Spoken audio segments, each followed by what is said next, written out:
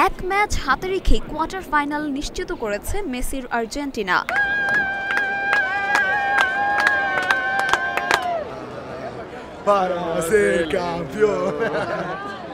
এমন অবস্থায় বিশ্ব চ্যাম্পিয়নদের স্বস্তি থাকার কথা, কিন্তু দেখা গেল এক বিপরীত দৃশ্য। মূলত ইনজুরির কারণে পরবর্তী ম্যাচ থেকে ছিটকে গেছেন দলের প্রধান তারকা লিওনেল মেসি ও ফুলব্যাক মার্কোস আকুনা। আর সেই অস্বস্তির রেশ না কাটতেই জানা গেছে আলবিসেলেস্তে কোচ লিওনেল স্কালোনের নিষেধাজ্ঞার খবর। তবে ধারণা করা হচ্ছে আকুনার অনুপস্থিতিতে নিকোলাস তালিয়াফিকোকে আর্জেন্টিনার শুরুর একাদশে দেখা যেতে পারে। কোপা আমেরিকার নিয়ম অনুযায়ী খেলোয়াড়দের অবশ্যই বিরতির পর সঠিক সময়ে মাঠে থাকতে হবে এবং প্রথমবার নিয়ম ভঙ্গ করলে সতর্ক করা হবে, দ্বিতীয়বার একই কাজ করলে পেতে হবে শাস্তি। কোপা আমেরিকার এই নিয়ম ভঙ্গের কারণে এবং চিলির বিপক্ষে সর্বশেষ ম্যাচে দ্বিতীয় অর্ধের 15 মিনিট পর স্কালোনি দল রেখে ডাগ আউটের বাইরে চলে যাওয়ায় কেবল এক ম্যাচের নিষেধাজ্ঞাই নয়, ম্যাচ পূর্ববর্তী সংবাদ সম্মেলনেও কথা বলতে পারবেন না স্কালোনি। পেরুর বিপক্ষে আসন্ন ম্যাচে তিনি থাকতে পারবেন না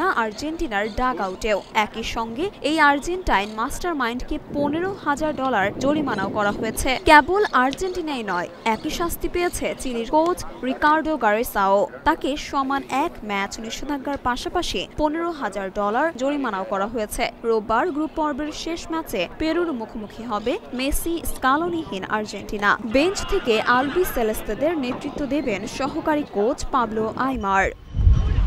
মরিয়ম মিম, ঢাকা পোস্ট।